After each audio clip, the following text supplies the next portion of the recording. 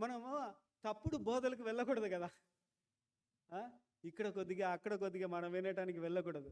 ఇప్పుడు ఇది ఒక సంఘము, ఇక్కడ ఒక పాస్టర్ ఉన్నారు కదా. ఆ?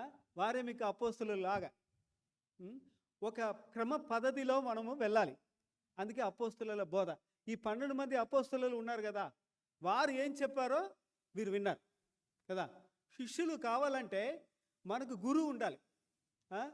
ఆ గురువు చెప్పిన మాట ప్రకారం మనము ముందుకు వెళ్తేనే మనము శిష్యులుగా మారటానికి ఉంటుంది. అంటే గురువు అంటే మనకు దేవుని వాక్యమే గురువు, కానీ దాన్ని చెప్పటానికి మనము కొన్ని క్రమ పద్ధతులు, అంటే పాస్టరు తర్వాత సంఘము అని ఉంటే మనము దాని క్రమ పద్ధతిలో మనం వెళ్ళగలం. అందుకే అపోస్తుల బోధ. కాబట్టి ఇంకొక మాటలు చెప్పాలంటే దేవుని వాక్యము మనకు కావాలి. శిష్యులు కావాలంటే దేవుని